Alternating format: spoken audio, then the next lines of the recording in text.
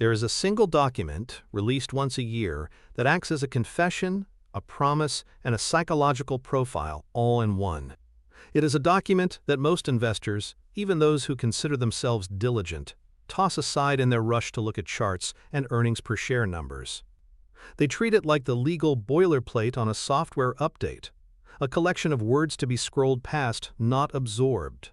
And in doing so, they make a catastrophic error.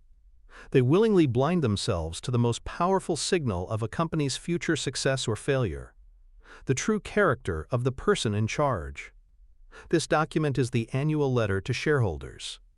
And learning to read it, not just with your eyes, but with a deep understanding of human nature, is the closest thing you will ever get to an X-ray of a CEO's soul. Warren Buffett, a man who has built an empire larger than the GDP of many nations, has said that in his 50-plus years of managing Berkshire Hathaway, he and his partner Charlie Munger have never had a single serious argument over a business decision. Think about that. Decades of multi-billion-dollar deals, market crashes, and corporate crises, and not one major fallout. Why?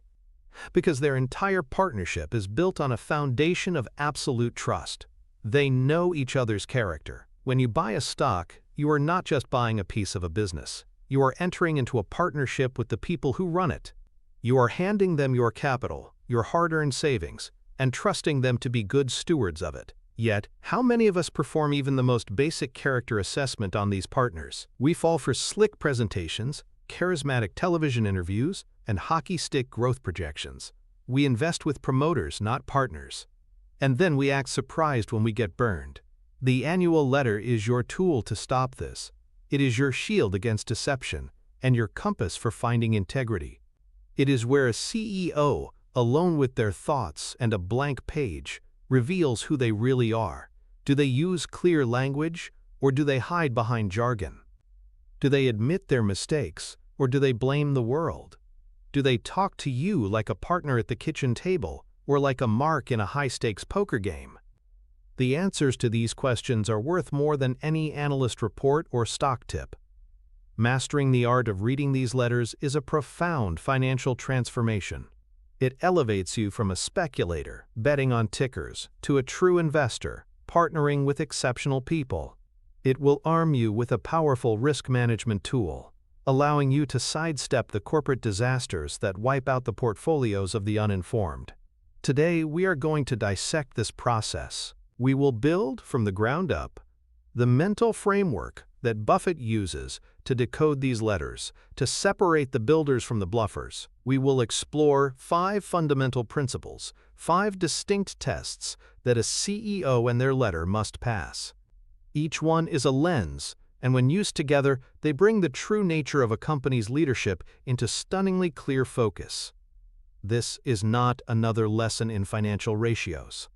This is a lesson in human psychology applied to the world of business and investing. This is the due diligence that matters most. Our first and perhaps most critical lens is what we will call the confession booth principle. It is rooted in a simple but profound observation about human nature. True strength isn't found in a flawless record, but in the courage to openly admit to the flaws. A truly trustworthy CEO doesn't try to project an aura of infallibility. Instead, they use the annual letter as a forum for radical accountability. They step into a metaphorical confession booth and openly discuss their errors, what they got wrong, what it cost, and most importantly, what they learned. This single act of intellectual honesty is so rare in the corporate world that when you see it, it shines like a beacon in the fog, signaling a leader who is secure, self-aware, and relentlessly focused on improvement, not on managing their own ego.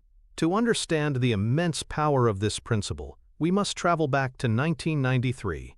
Warren Buffett, already a legend, made what he would later call the biggest mistake of his career. It wasn't a small blunder. It was a multi-billion-dollar catastrophe, and it centered on a small, unassuming company in Maine called Dexter Shoe Company. Dexter was, at the time, everything Buffett looked for in a business. It had a long history, dating back to 1957.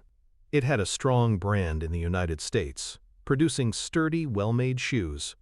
It was consistently profitable, The CEO, Harold Alfond, was a brilliant entrepreneur who had built the company from the ground up. Buffett was so impressed by Dexter's seemingly durable competitive advantage, its moat, that he believed it was a business that could stand the test of time. So, in 1993, Berkshire Hathaway acquired Dexter Shoe for what was then a hefty price, $433 million. But Buffett didn't pay in cash. He paid with Berkshire Hathaway stock, handing over 203 shares of his own company. This is a crucial detail. At the time, it seemed like a standard transaction. But what happened next is what transformed this deal from a simple purchase into Buffett's most enduring and painful lesson.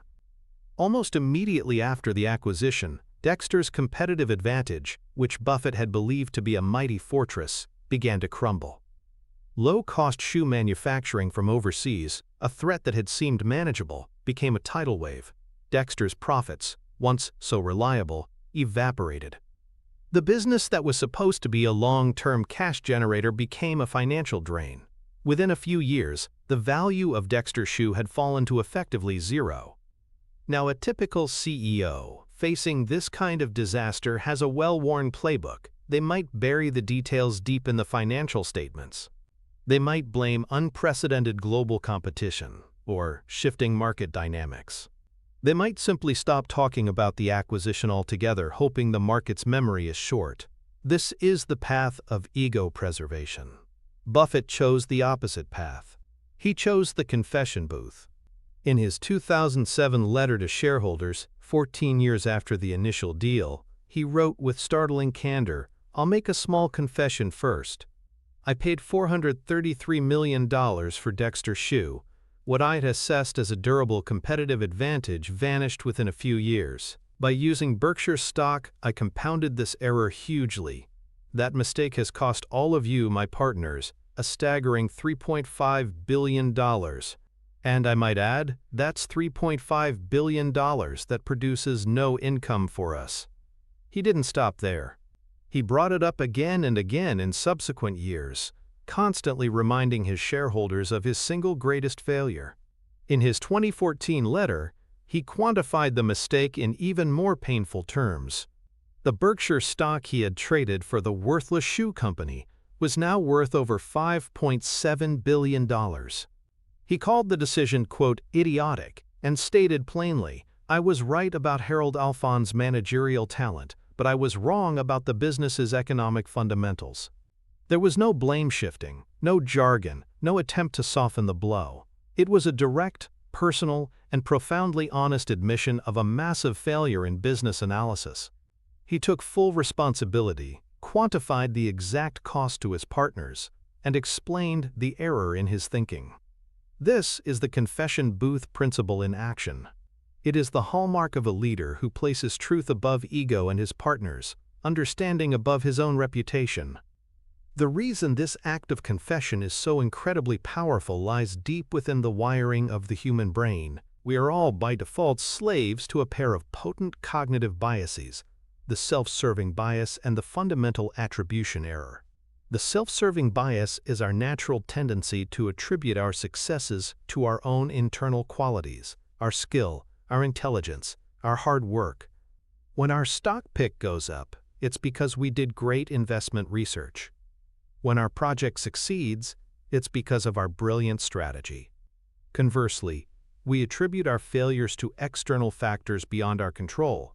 The stock went down because of the Fed. The project failed because of a bad market. It's a psychological defense mechanism that protects our ego. The fundamental attribution error is the flip side of this coin. It's how we judge others. We tend to overemphasize the personal characteristics of others when explaining their failures, while underemphasizing external factors. If a colleague fails, we think it's because they're incompetent, not because they were dealt a bad hand. A CEO who operates under the sway of these biases, which is to say, about 99% of them, will produce an annual letter that reads like a masterclass in ego defense. The good news is always presented as the direct result of their brilliant executive decision-making. Record profits are due to, quote, our innovative strategies and flawless execution. The bad news, however, is always an orphan, left on the doorstep of circumstance. A bad quarter is explained away by, quote, macroeconomic headwinds, supply chain disruptions, or an unforgiving regulatory environment. You will never read the words, I made a bad decision. You will read, the market conditions became unfavorable. This is the default setting for human psychology. Therefore, when a CEO like Warren Buffett writes, I made an idiotic mistake and it cost you billions, it is a radical departure from the norm. It signals a mind that has achieved a high level of cognitive control. It shows a leader who has consciously fought against their own innate psychological wiring. They have traded the short-term comfort of ego protection for the long-term benefit of truth and learning. This act demonstrates several crucial qualities that are essential for long-term investing success. First, it shows intellectual honesty. The leader is more interested in what is true than in what makes them look good. This is the foundation of all sound risk management. You cannot manage risks you are unwilling to acknowledge. Second, it signals a learning organization. A leader who admits mistakes is a leader who learns from them. They are not doomed to repeat the same errors. A company that institutionalizes this kind of honesty is one that will adapt and thrive over time. Third, and most importantly, it builds trust. As an investor, as a partner, you know you are getting the straight story.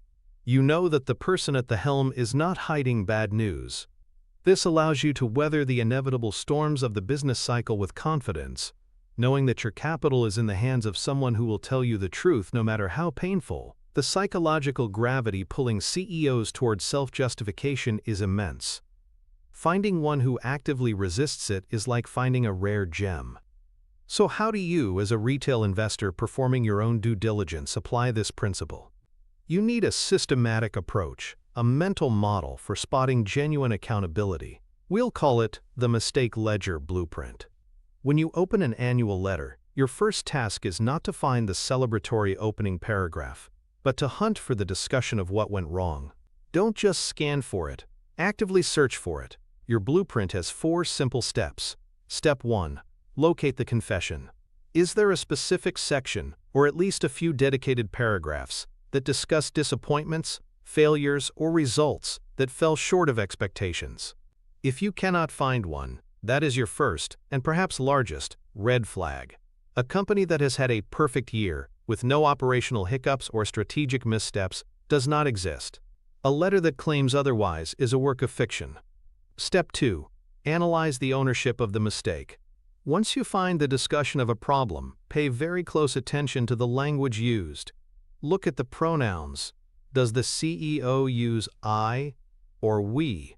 For example, I made a poor capital allocation decision is worlds apart from the capital allocation decisions that were made proved to be suboptimal.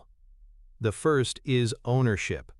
The second is a sterile, passive voice construction designed to distance the author from the failure. Look for phrases that shift blame. Words like unexpectedly, unprecedented, or despite are often used to frame the failure as an act of God rather than a result of poor judgment. The gold standard is a leader who says, I was wrong. Step 3. Evaluate the quality of the lesson. It's not enough to just admit a mistake. A great leader must demonstrate that they have learned from it. Is the explanation of what went wrong clear and specific? Or is it vague and generic? A bad explanation sounds like, we learned that we need to be more agile in a fast-changing market. A good explanation sounds like Buffett's. I learned that it's much better to buy a wonderful business at a fair price than a fair business at a wonderful price. Dexter was a fair business and I paid too much, failing to account for the fragility of its competitive position. The latter shows deep reflection and a concrete takeaway that will inform future executive decision-making. The CEO should be able to articulate precisely what they will do differently going forward to avoid repeating the error. Step 4. Check for consistency.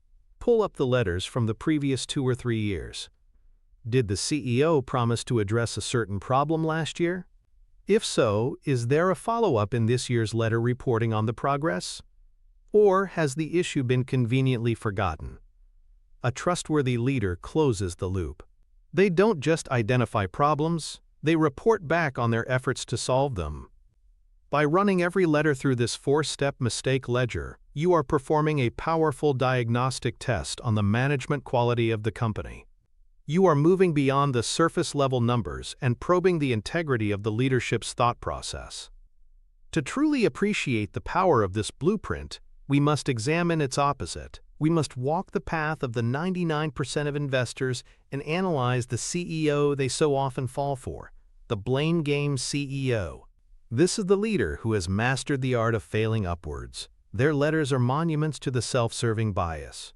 Let's imagine a fictional company, Innovate Corp., led by its charismatic CEO, Mr. Sterling.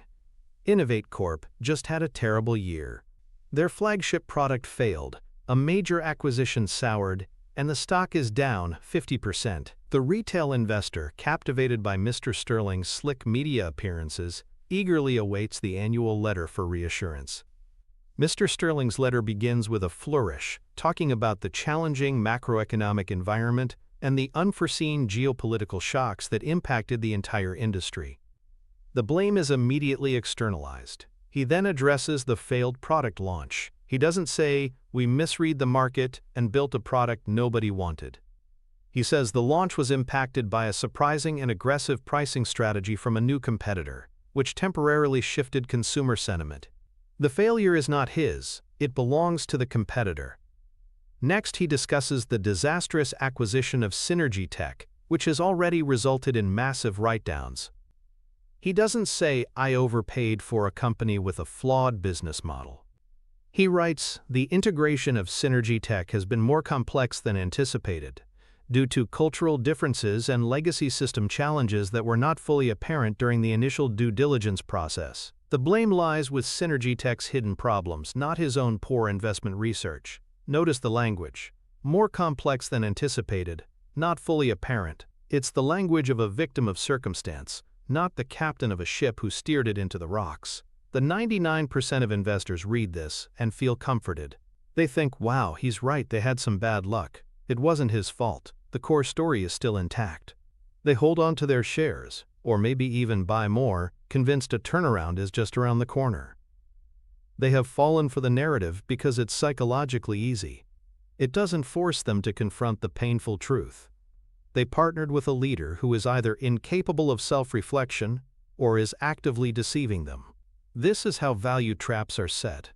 A company run by a blame game CEO never truly learns. Capital continues to be misallocated, bad strategies are doubled down on, and shareholder value is slowly but surely eroded. The investor who skips the letter or reads it without the mistake ledger blueprint is flying blind into this inevitable decline. They are trusting a pilot who blames the wind for every navigational error. The financial connection here is not abstract, it is brutally direct. A CEO's willingness to admit mistakes has a tangible impact on a company's balance sheet and its long-term stock performance. Capital allocation is the single most important job of a CEO. They are deciding where to deploy the company's profits, reinvest in the current business, make acquisitions, pay dividends, or buy back stock. A CEO who is intellectually honest about their mistakes will make better capital allocation decisions over time. Consider the Dexter shoe mistake again. The financial cost was not just the initial $433 million. The true cost, as Buffett calculated, was the opportunity cost of what that Berkshire Hathaway stock would have become, billions of dollars. A CEO who internalizes a mistake of that magnitude fundamentally changes their approach to future deals. They become more rigorous in their business analysis, more skeptical of seemingly permanent competitive advantages, and more disciplined on price. This prevents the next billion-dollar blunder. The financial benefit of admitting mistakes is the prevention of future, larger mistakes. Conversely, the blame game CEO is doomed to repeat their errors. The CEO who blames a competitor for a failed product launch will likely misread the market again.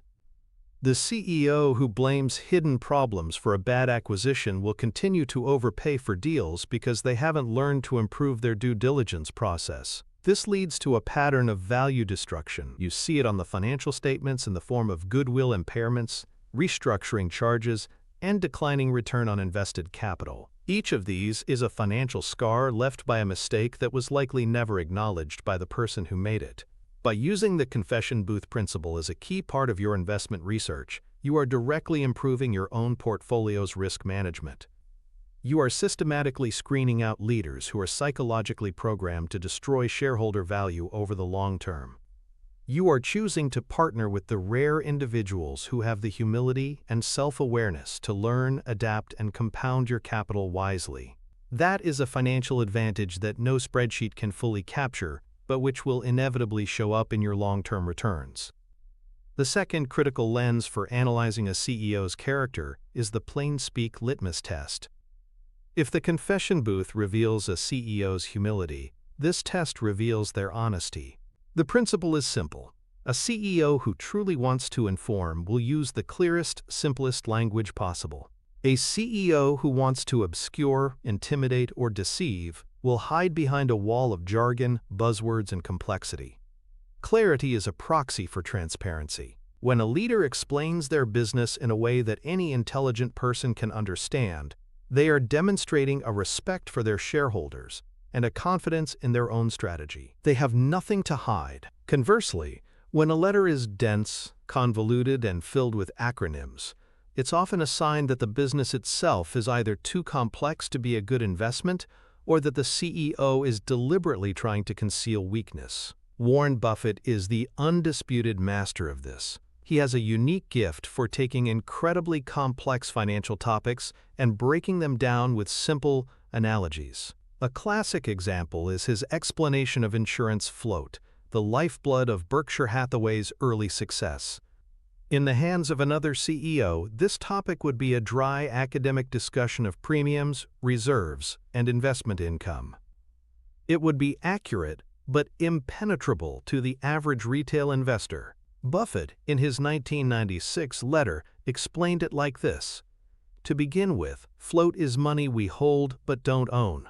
In an insurance operation, float arises because premiums are collected up front and claims are paid later. In the meantime, we get to invest the money for Berkshire's benefit. If our premiums exceed the total of our expenses and eventual losses, we register an underwriting profit, which means we are paid for holding the float. This is a business that is better than banking. In just a few short sentences, using no jargon, he made the concept crystal clear. He then went further with an analogy. It's like an interest-free loan that, on average, we get paid to take. Suddenly, every shareholder understood the magic of Berkshire's insurance operations. This wasn't just good writing, it was an act of profound respect for his partners. He was tearing down the wall that often separates corporate leaders from their owners. Now contrast this with the corporate communications that preceded the 2008 financial crisis. Investment banks were packaging up subprime mortgages into complex instruments called collateralized debt obligations, or CDOs. Their official descriptions were masterpieces of deliberate obfuscation, filled with terms like, quote, mezzanine tranches, credit default swaps, and synthetic exposure. The language was designed to sound sophisticated and impenetrable, to give the impression of genius-level financial engineering. In reality, it was designed to hide the fact that they were packaging up junk and selling it as gold. Had the CEOs of those banks been forced to explain a CDO in the simple, clear language that Buffett uses, the entire house of cards would have collapsed years earlier. They couldn't, because a clear explanation would have revealed the fraud. As Buffett himself has said, never invest in any idea you can't illustrate with a crayon. The plain-speak litmus test is your crayon. The psychological underpinnings of this principle are fascinating and twofold.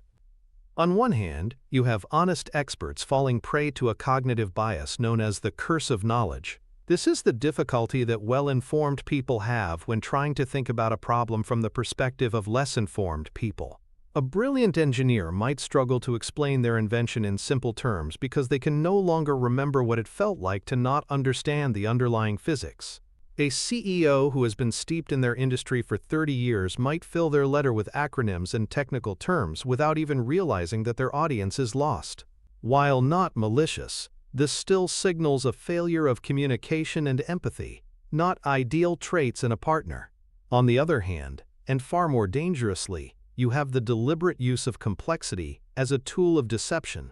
This leverages the human tendency to be intimidated by what we don't understand. When faced with a barrage of complex jargon from an authority figure, like a CEO in a formal document, many people feel insecure. They don't want to admit they're confused for fear of looking stupid. So they nod along, assuming the person using the big words must be incredibly intelligent and that the underlying business must be sound. This is a psychological sleight of hand. The CEO isn't communicating. They are signaling, "I am smarter than you, so don't question this." This tactic is a favorite of promoters and charlatans. They wrap a weak or fraudulent business idea in the language of disruptive paradigms, synergistic platforms, and proprietary algorithms. The complexity isn't a feature of the business, it's a feature of the sales pitch. It's a smokescreen. When a CEO like Buffett chooses to write in plain English, he is actively working against both of these psychological forces. He is fighting the curse of knowledge by forcing himself to think from his reader's perspective. And he is rejecting the tool of deceptive complexity, choosing instead to build trust through transparency. He is operating on a principle explained by the fluency heuristic, a mental shortcut where we tend to prefer and trust things that are easy for our brains to process.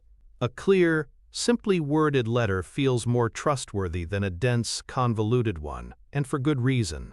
Clarity suggests the CEO has a deep, fundamental understanding of their own business, so deep that they can distill it to its essence. As Albert Einstein reportedly said, "If you can't explain it simply, you don't understand it well enough." A CEO who can't pass the plain-speak litmus test may not just be a bad communicator. They may not fully grasp the reality of the business they are running. So how do we apply this? How do we create a practical blueprint for testing the clarity of a shareholder letter? We'll call this model the grandma test. The premise is simple. Could you read a key section of the annual letter and then immediately explain the company's business model to your grandmother in a way that she would understand? If the answer is no, you have a major problem. Here's the step-by-step process for your due diligence. Step 1. Identify the core business explanation. Go through the letter and find the paragraphs where the CEO describes what the company actually does to make money. How does it serve its customers? What is its core product or service? Ignore the financial section for now. Focus on the business operations. Step 2. Read it out loud. This is a crucial, often skipped step. Our brains process information differently when we hear it versus when we read it silently. Reading a convoluted sentence out loud will make its awkwardness and lack of clarity painfully obvious. If you find yourself stumbling over sentences or running out of breath, the writing is too complex. Step 3. Apply the grandma test. After reading the section, put the letter down. Set a timer for 2 minutes. Now, try to explain to an imaginary grandmother, or a real one if you're lucky enough to have her listen, what the company does. Are you able to do it using simple, everyday language?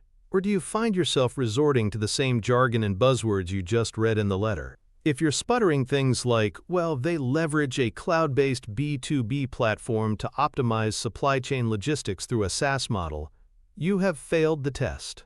A successful test sounds like, they run a big warehouse, and when a small online store gets an order, this company picks the product off the shelf, puts it in a box, and ships it for them. See the difference?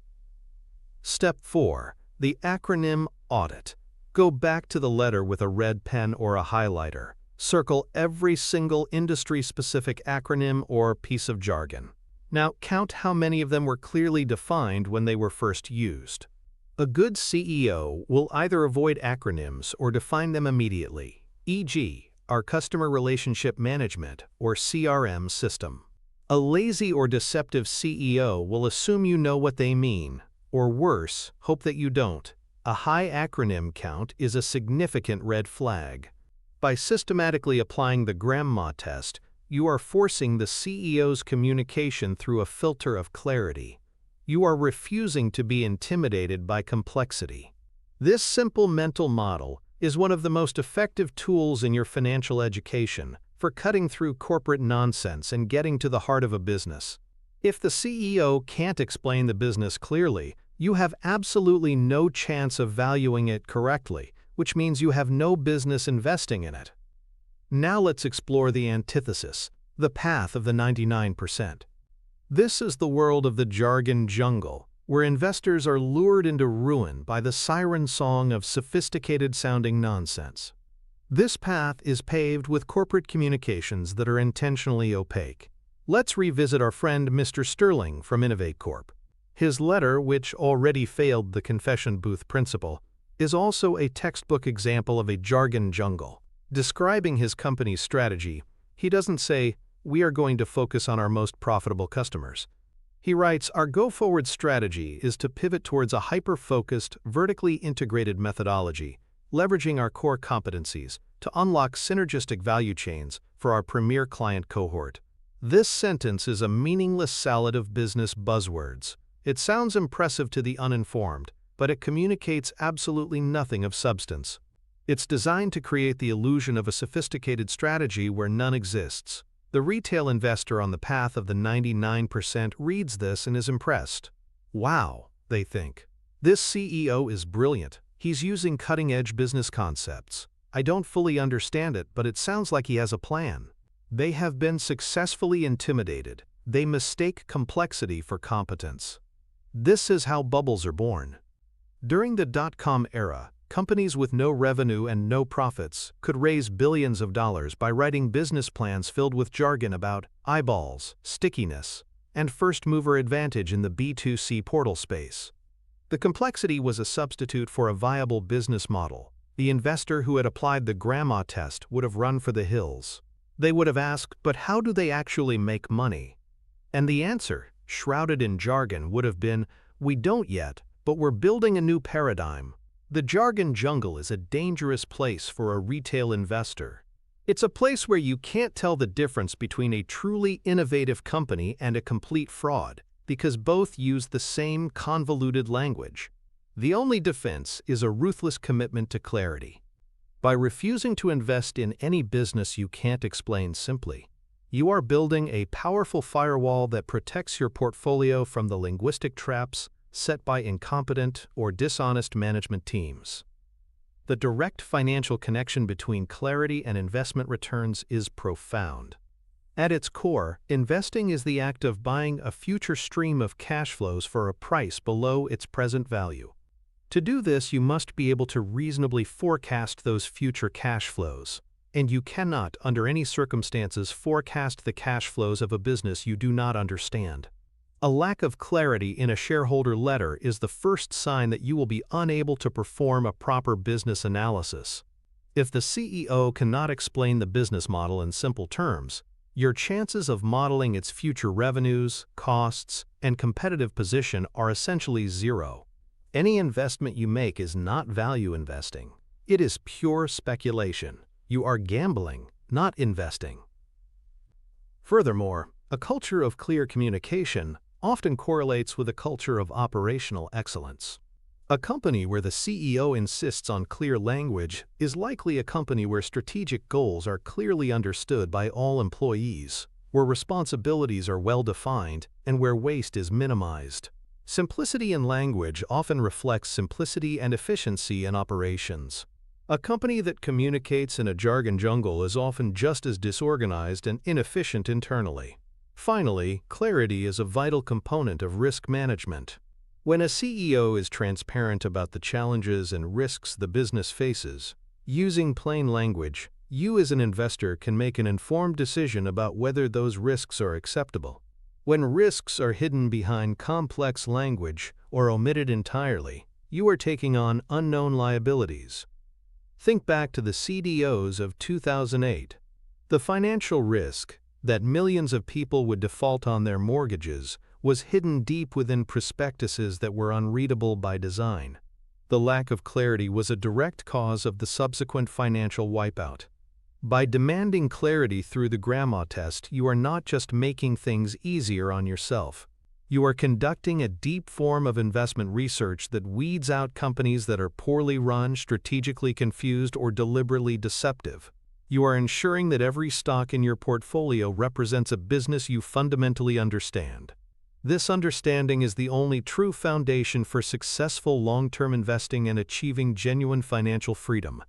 Our third lens moves from the clarity of the CEO's words to the spirit behind them. We call it the owner's mindset metric. This principle asserts that the single most important alignment in any investment is the one between management and shareholders. The annual letter is your best tool for judging whether the CEO truly sees you as a partner in the business or merely as a convenient and temporary source of capital. A CEO with an owner's mindset writes and behaves as if they are spending their own family's money. They are obsessed with long-term per-share value, they are candid about their compensation, and their language consistently reflects a sense of shared destiny with their investors. A CEO who is merely a hired gun will betray a different mindset, one focused on personal gain, short-term metrics, and a transactional relationship with the company's owners. The quintessential story of the owner's mindset in the Buffett saga is not about a massive public company, but about a family-run furniture store in Omaha, Nebraska. In 1983, Buffett acquired the Nebraska Furniture Mart from its founder, an indomitable Russian immigrant named Rose Blumkin, better known as Mrs. B. The story of the acquisition itself is legendary. Buffett went to see Mrs. B, who was then 89 years old. He asked her how much she wanted for the business. She gave him a number. He said, quote, "I'll take it." And they sealed the deal on a handshake, without any auditors or investment bankers. He wrote her a check for around $55 million. But the most telling part of the story, the part that reveals the essence of the owner's mindset, is what happened next. Buffett didn't fire Mrs. B and her family and install a team of professional managers. He recognized that their owner's spirit was the company's most valuable asset. He let them continue to run the business with complete autonomy. Mrs. B worked until she was 103, terrorizing competitors with her motto, "Sell cheap and tell the truth." Buffett's letters to shareholders often glowed with praise for Mrs. B and her family. He didn't describe them as division managers or employees. He consistently referred to them as his partners. When he talked about the money being spent at the Furniture Mart, he did so with the same care as if it were coming out of his own pocket. He celebrated their frugality and their relentless focus on the customer. This ethos permeates every Berkshire Hathaway letter. Buffett doesn't address his letters to the shareholders. He begins, "To the shareholders of Berkshire Hathaway, Inc." But his salutation in spirit is always to my partners. He consistently uses pronouns like we and our when discussing the company's successes and failures. He talks about your money with a reverence that suggests he feels a deep, personal responsibility for it. In his 1996 letter, he laid out his core principles, which are a masterclass in the owner's mindset. Principle number 1 reads, "Although our form is corporate, our attitude is partnership." Charlie Munger and I think of our shareholders as owner partners, and of ourselves as managing partners. He went on to explain that they do not view the company itself as the ultimate owner of the business assets, but instead view shareholders as the true owners. This is not just a semantic difference, it is a fundamental philosophical divide. A CEO who truly believes this will make decisions that a hired gun, focused on their next bonus, would never make. The psychological framework for this principle is known as the principal-agent problem. It's one of the most fundamental concepts in economics and corporate governance. The principals are the owners of a company, the shareholders. The agents are the managers hired to run the company on the principals' behalf, the CEO and their team. The problem is that the interests of the agents are not always aligned with the interests of the principals. The shareholder wants to maximize the long-term intrinsic value of their shares. The CEO, however, might be more interested in maximizing their own salary and bonus. Building a larger corporate empire, even if it's unprofitable, enjoying lavish corporate perks, or avoiding difficult but necessary decisions that might make them look bad in the short term. This misalignment of interests is a constant source of value destruction in the corporate world. Lavish headquarters, unnecessary corporate jets, overpriced acquisitions that serve the CEO's ego rather than shareholder returns. These are all symptoms of the principal-agent problem. The traditional solutions are things like stock options, meant to align the agent's financial interests with the principal's. But these can often backfire, encouraging short-term stock price manipulation at the expense of long-term health. The annual letter provides a psychological, rather than financial, solution. It allows you to assess whether a CEO has transcended the role of a mere agent and has adopted the psychology of a principal. An agent thinks, how can I increase the resources under my control? An owner thinks, how can I increase the return on the capital I've invested? An agent thinks about the next quarter's earnings. An owner thinks about the next decade's competitive position. An agent is motivated by their contract. An owner is motivated by a deep-seated desire to see their creation thrive. When a CEO's letter consistently reflects the thinking of an owner, it's a powerful sign that the principal-agent problem has been largely solved at that company. You are not just hiring a manager, you are partnering with a fellow owner. This alignment is incredibly rare and immensely valuable. The language they use reveals their inner world. Do they talk about the stock market as a manic-depressive business partner, as Buffett does, or as a scorecard of their quarterly performance? Do they discuss share buybacks in terms of whether the stock is undervalued, or as a tool to boost earnings per share to hit a bonus target? Reading the letter with this psychological lens allows you to detect the subtle but crucial difference between an agent and a principal. To systematize this analysis, you can use a mental model we'll call the partnership audit. This is a checklist of specific items to look for in an annual letter that signal an owner's mindset. Step 1. The pronoun test. As we mentioned, this is the most basic but often the most revealing test. Go through the letter and highlight every use of I, we, our, you, and your. A letter dominated by we and our in reference to the company, and you and your in reference to the shareholder's capital signals a partnership mentality. A letter that feels distant, using the company or it, and never directly addressing the shareholders as partners, signals an agent's mindset. Step 2. The compensation candor check. This is a huge one. Scan the letter for a discussion of executive compensation. A true owner CEO is not shy about this topic. They will openly discuss the philosophy behind their pay. They will explain how it is tied to long-term performance metrics, not short-term stock price movements. Buffett, for example, has famously kept his salary at $100,000 for decades and explains that he is paid via his ownership of Berkshire stock, just like any other shareholder. Contrast this with CEOs who take enormous salaries while the business flounders. Their letters will almost never mention their own compensation. You have to dig through the legalistic proxy statements to find that information, and even then, it's often obfuscated.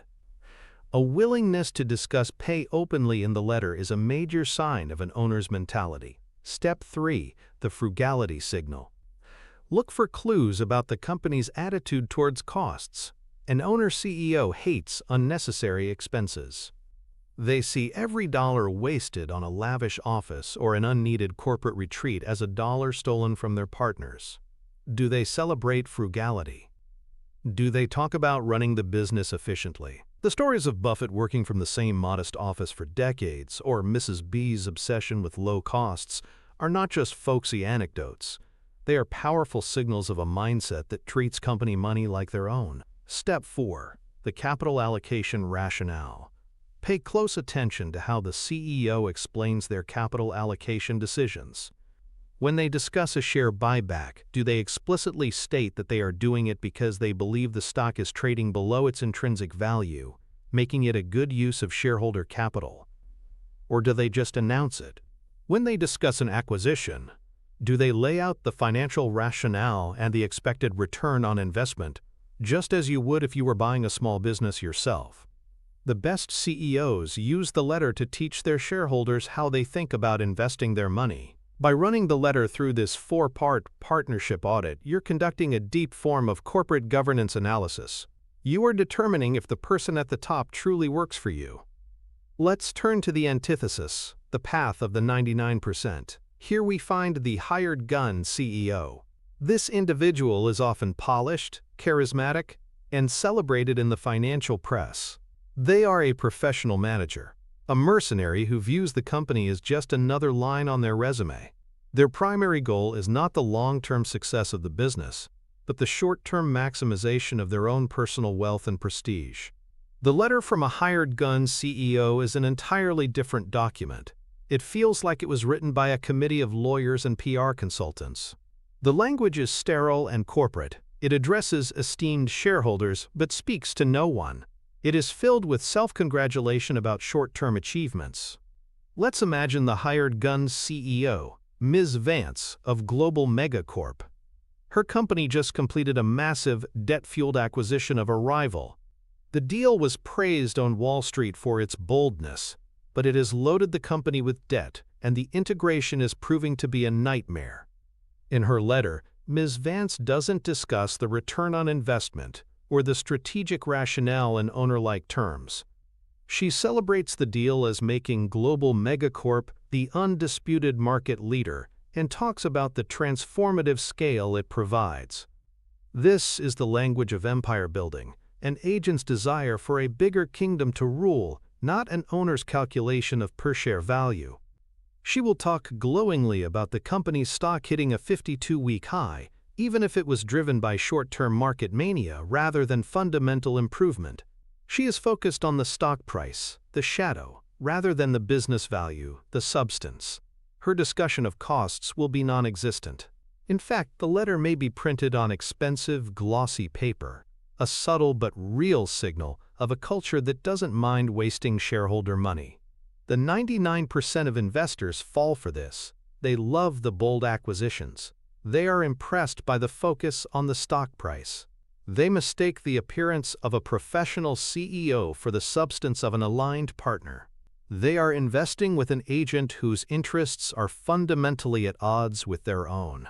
They are the principals in a relationship where the agent is slowly siphoning off the value of the enterprise for their own benefit. This is the fast track to owning a bloated, inefficient, and ultimately unprofitable company. The hired gun CEO will eventually move on to their next gig, leaving shareholders holding the bag. The financial connection here is one of the most powerful in all of investing. A CEO with a true owner's mindset will, over time, create vastly more wealth for shareholders than a hired gun. The difference manifests in every major financial decision. Take share buybacks. A hired gun CEO will often authorize buybacks when the stock price is high, using them as a tool to mechanically boost earnings per share and hit bonus targets. An owner CEO, like Buffett, will only buy back shares when the stock is trading at a significant discount to its intrinsic value, because they view it as reinvesting their partners' capital at a high rate of return. One action creates value, the other often destroys it. Consider acquisitions. A hired gun is susceptible to deal fever and the desire to run a larger company. They will often overpay for acquisitions, destroying shareholder value in the name of growth. An owner CEO is disciplined. They will only make an acquisition if it makes clear financial sense and promises a solid return on investment. They would rather sit on a pile of cash for years than make a stupid deal. This discipline is the source of enormous long-term value creation. Over a decade, the thousands of small and large decisions made with an owner's mindset versus an agent's mindset create a massive divergence in financial outcomes. Companies run by owners tend to have stronger balance sheets, higher returns on capital, and a more resilient business model. By using the annual letter to identify these rare leaders, you are not just making a qualitative judgment. You are stacking the odds of long-term financial success overwhelmingly in your favor. You are choosing to partner with people who are constitutionally programmed to think and act in your best interest. That is the ultimate form of risk management and the true secret to building lasting wealth in the stock market. The fourth lens we must use is the unvarnished scorecard. This principle gets to the very heart of intellectual honesty. It holds that a trustworthy CEO doesn't just present results, they present them consistently. They establish a clear set of metrics for what defines success in their business. And then, they report on those same metrics year after year, through good times and bad. They don't move the goalposts. They don't invent new, flattering statistics when the old ones turn ugly. They give you a consistent scorecard so you can judge their performance against their own stated objectives. This unwavering consistency is a powerful indicator of integrity and a commitment to transparent corporate governance. For decades, the prime example of this has been Warren Buffett's presentation of Berkshire Hathaway's performance. Early in his tenure, he told his partners that his goal was to increase Berkshire's intrinsic value at a rate greater than the S&P 500. Since intrinsic value is an imprecise figure, he offered up a proxy, albeit a flawed one, the growth in Berkshire's book value per share. He then created a simple table for the first page of his annual report. The table had 3 columns: the annual percentage change in Berkshire's book value, the annual percentage change in the S&P 500 with dividends included, and the difference. And he published that table every single year without fail. In years when Berkshire dramatically outperformed, like in 1976 when it gained 59% to the S&P's 23%, the table was there.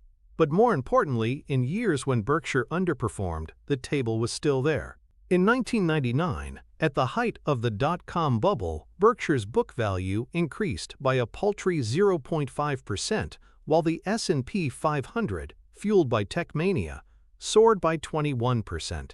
Buffett was being called a dinosaur, an old man who had lost his touch. A different CEO might have been tempted to change the scorecard. They might have started highlighting a different metric, perhaps one that excluded their underperforming stocks. They might have written a convoluted explanation for why book value was no longer the right way to measure their success. Buffett did none of that. He published the table, in all its unflattering glory, right on the front page. He took the pain. He let the scorecard speak for itself. He wrote, "Last year's performance was the worst of my tenure, but our pristine balance sheet and a boatload of cash have their advantages. We are not fazed by the performance of the S&P. We are fazed by our own."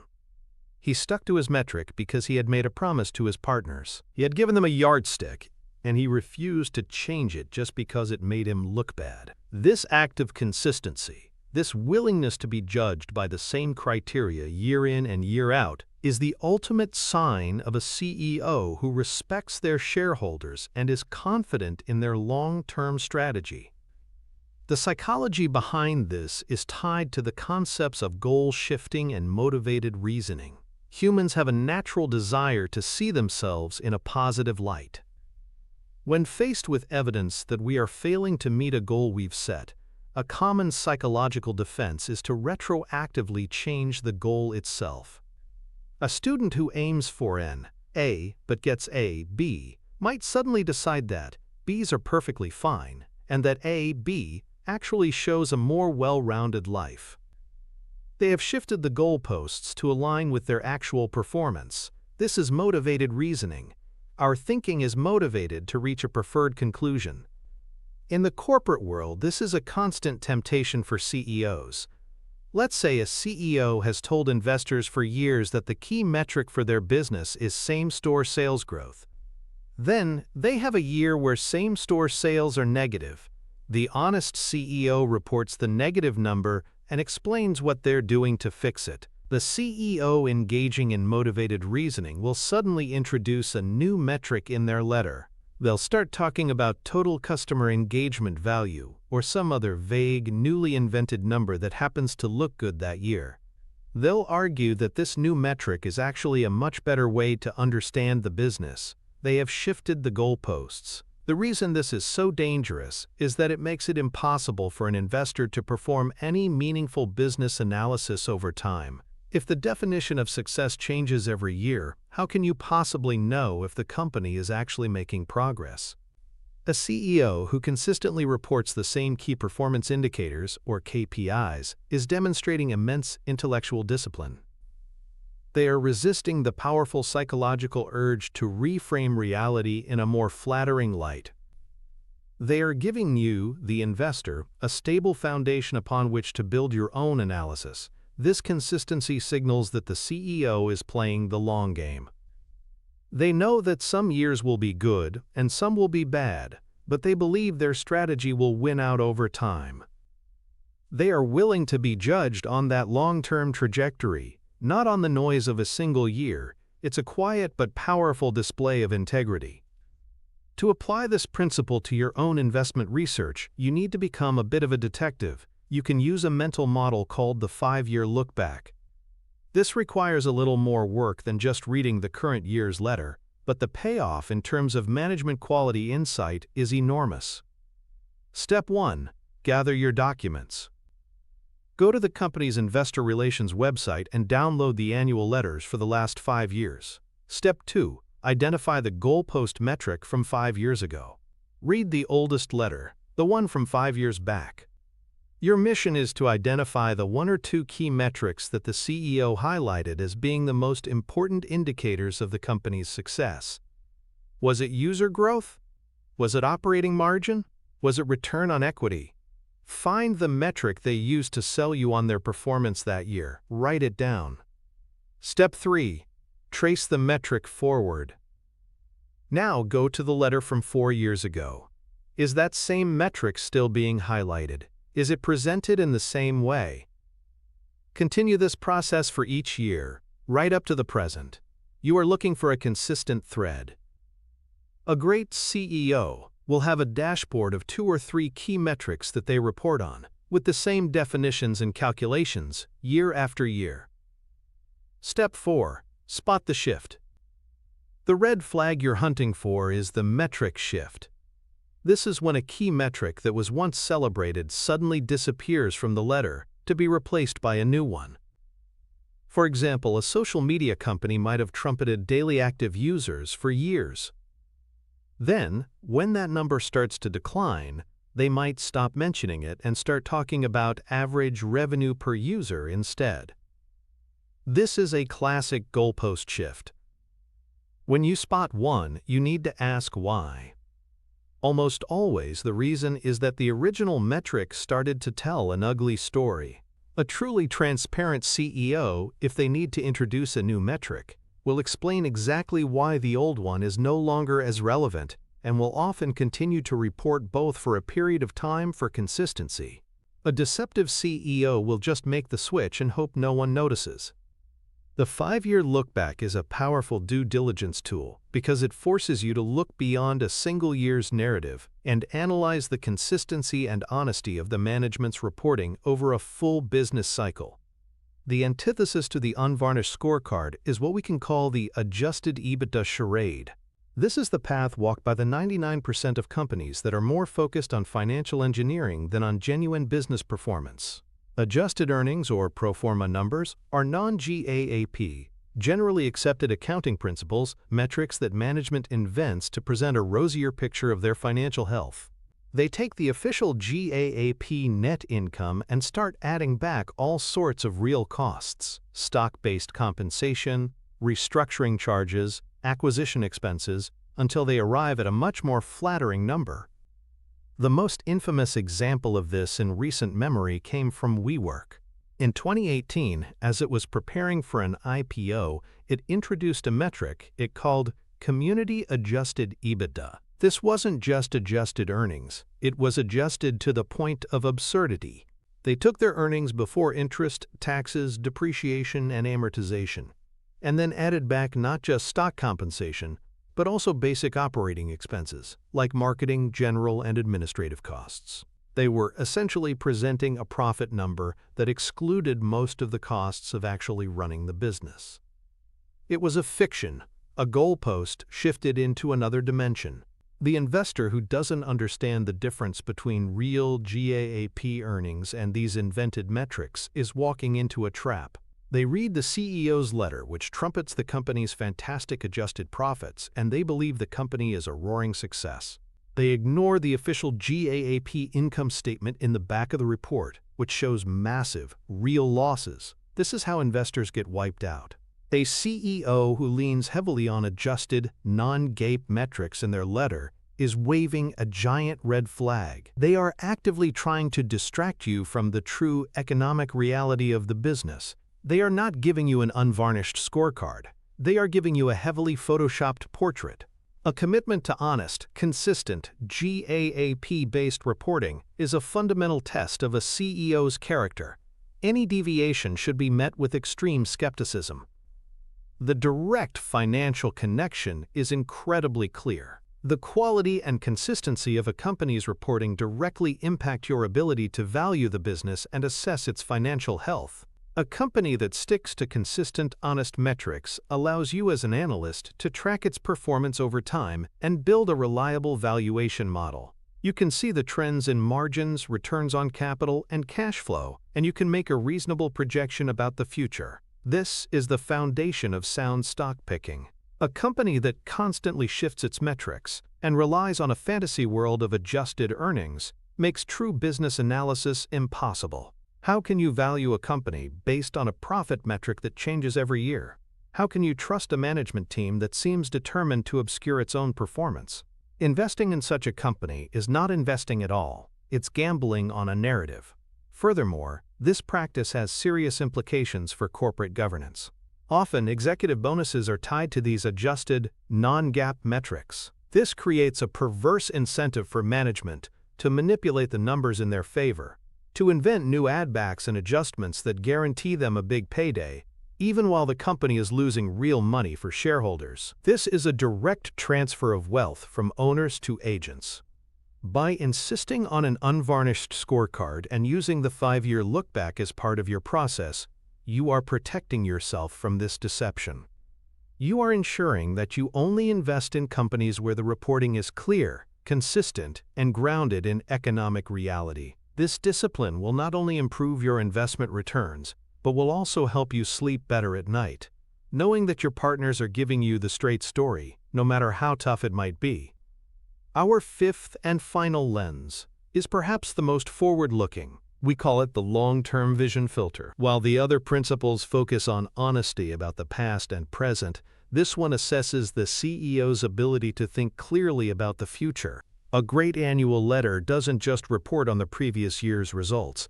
It articulates a clear, coherent, and realistic vision for where the business is going over the next 5, 10, or even 20 years. It avoids short-term hype and stock pumping, and instead focuses on the enduring sources of the company's competitive advantage and the long-term strategic decisions being made to strengthen them.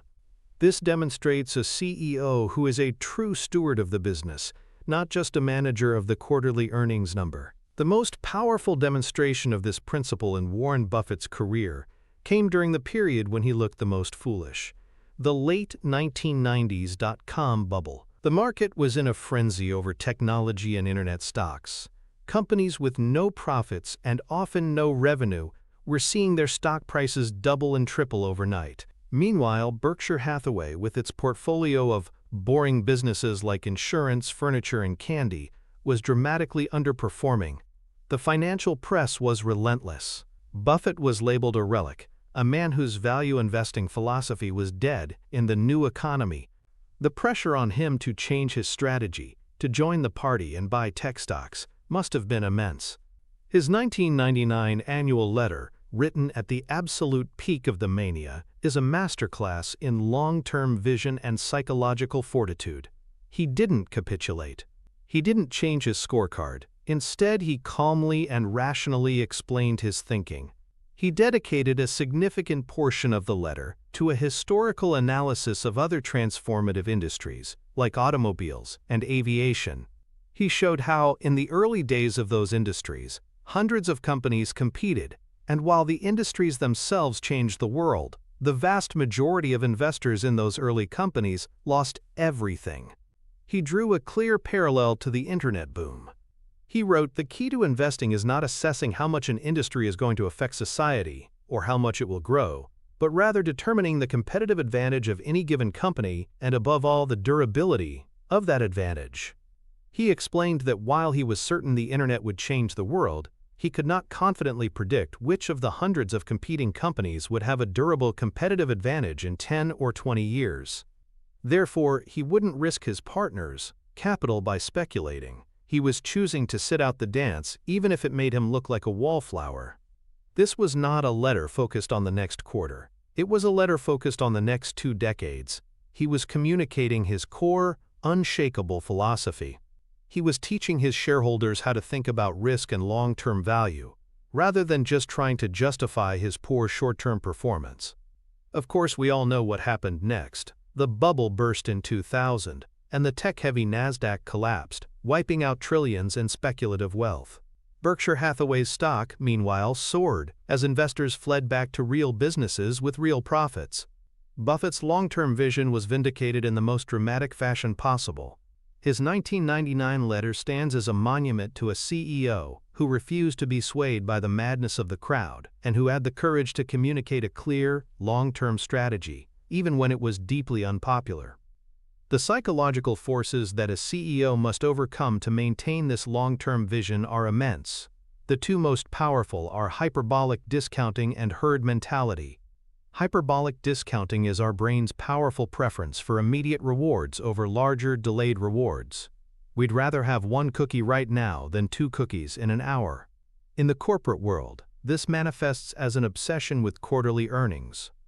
The reward of meeting Wall Street's expectations for the next 90 days feels more tangible and urgent to a CEO than the larger, more distant reward of building a dominant business over the next 20 years. Their compensation is often tied to it, the media judges them by it, and their own brain chemistry pushes them to prioritize it. Herd mentality is the deep-seated human instinct to follow the crowd. It feels safe and comfortable to do what everyone else is doing. When all the other CEOs are buying tech stocks or expanding into China or embracing a certain management fad, it is psychologically painful to be the one who stands apart. The fear of being wrong while alone is far greater than the fear of being wrong while in good company. A CEO who can successfully fight these 2 powerful psychological currents is exceptionally rare. It requires a level of independent thought and emotional stability that few possess.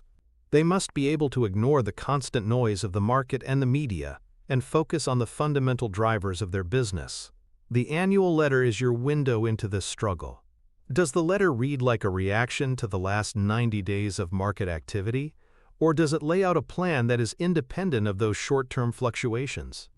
Does the CEO talk more about their stock price, or about their customers and competitors? A leader who has mastered their own psychology will produce a letter that is calm, forward-looking, and focused on the enduring realities of the business. They will be teaching you to think like a business owner, not like a stock trader. To put this into practice, you can use a mental model called the strategy versus stock price test. It's a simple content analysis of the annual letter that reveals the CEO's true focus. Step 1. The word count. Use the search function on your computer to count how many times the words stock or share price appear in the letter. Then, do the same for words related to long-term strategy, like, quote, competitive advantage, moat, customer, brand, and the names of key competitors. Step 2. Calculate the ratio. A great letter, one written by a CEO with a true long-term vision, should have a strategy to stock price ratio that is overwhelmingly high, something like 10-to-1 or even 20-to-1. The vast majority of the text should be dedicated to discussing the business itself, its operations, its strategic position, its industry landscape, and its long-term goals. The stock price should be an afterthought, mentioned only in the context of things like share buybacks or as part of the consistent, long-term performance scorecard. Step 3. Analyze the context. It's not just about the count, but the context. When the stock price is mentioned, how is it framed? Is the CEO celebrating a short-term jump in the price as a victory? This is a red flag. Or are they, like Buffett, cautioning shareholders to ignore the market's short-term fluctuations and focus on the underlying intrinsic value of the business? A great CEO actively tries to educate their shareholders to be more long-term oriented. Step 4. The moat discussion. A crucial part of any long-term vision is a deep understanding of the company's competitive advantage, or what Buffett calls its moat. Does the CEO clearly articulate what the company's moat is? Do they explain how the company is working to widen that moat? A letter that can't clearly explain why the business will still be successful 10 years from now is a letter from a CEO who is likely not thinking about it. By applying the strategy versus stock price test, you can quickly diagnose whether you are dealing with a long-term value creator or a short-term hype manager. The antithesis is the quarterly hype machine CEO. This leader lives and dies by the quarterly earnings report. Their entire world is a 90-day sprint. Their annual letter reflects this frantic short-term mindset. It reads less like a strategic document and more like a press release designed to pump the stock ahead of the next earnings call. The letter from a quarterly hype machine CEO will be filled with justifications for the past quarter's performance and optimistic but vague promises for the next one. They will celebrate meeting or beating analyst expectations as if it were the ultimate corporate achievement. They will use an abundance of exclamation points and hyperbolic adjectives like tremendous, fantastic, and revolutionary. The letter will lack a coherent, multi-year strategy. Instead, it will be a collection of disconnected initiatives and buzzwords, all aimed at convincing the market that good news is just around the corner. They are constantly reacting, not building. The 99% of investors are drawn to this. The hype is exciting. The focus on the stock price feels relevant. They mistake activity for progress and charisma for vision. They buy into the story of a perpetual turnaround that is always just one quarter away. They are investing in a company that is being managed for the next 90 days, not the next 10 years. This is a recipe for disaster. A company run this way will never make the difficult, long-term investments in research and development, brand building, or operational efficiency that are necessary to build a truly great business. They are sacrificing their future to win today's news cycle. The financial connection is the very essence of value investing. The true value of a business is the discounted sum of all its future cash flows. A CEO focused on the long term is making decisions that will maximize those future cash flows, often at the expense of short-term reported earnings. They might invest heavily in a new technology that won't pay off for 5 years, depressing this year's profits but creating a massive new revenue stream for the next decade. A CEO focused on the next quarter will never make that investment. They will cut the R&D budget to make this quarter's number look good, mortgaging the company's future in the process. Over time, this creates a monumental difference in the intrinsic value of the business. The company run by the long-term thinker becomes more dominant, more profitable, and ultimately, far more valuable. The company run by the quarterly hype machine becomes weaker, less competitive, and eventually fades into irrelevance.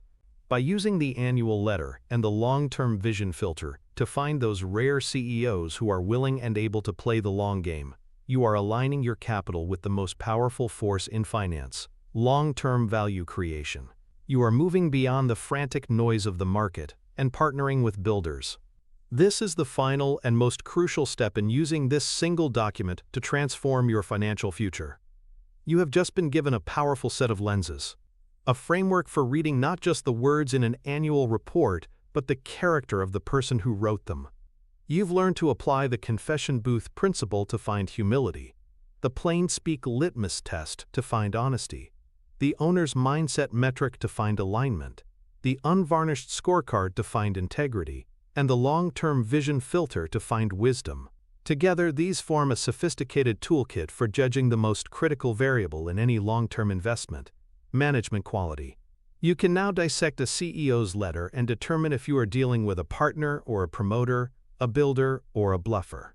This is a skill that will protect you from countless mistakes and guide you toward the kinds of businesses that can compound your wealth for a lifetime. You have invested your time wisely, and you have acquired a mental model that will serve you for the rest of your investing life. But it is crucial to understand that this is only one half of the equation. Warren Buffett's genius is not just in finding great managers. It is in finding great managers who are running great businesses. Judging the jockey is essential, but you must also judge the horse. A brilliant CEO in charge of a business with terrible economics is like a world-class sailor in a leaky boat. They may be skilled, but they are still likely to sink. The skill you've just mastered, the deep analysis of a leader's character, is one powerful network of mental models. But it must be connected to another, equally powerful network: the models required to analyze the business itself. How do you identify a company with a durable competitive moat? How do you assess the long-term economics of an industry? How do you determine a fair price to pay for a truly wonderful business? These are the questions that form the other side of the value investing coin. The video that is now on your screen is designed to be the missing link. It is the bridge between understanding the person and understanding the business they operate. It is the next piece of the map, the component that connects the powerful skill you've just developed to the broader framework of a complete investment philosophy. Amateurs in the market bet on charismatic leaders. Professionals bet on great leaders running great systems. The click you are about to make isn't just a click to watch another video. It is a conscious decision to continue your journey, to complete your mental arsenal, and to make the transition from being an amateur to becoming a true professional in the art of long-term investing. The choice is yours. Continue your ascent.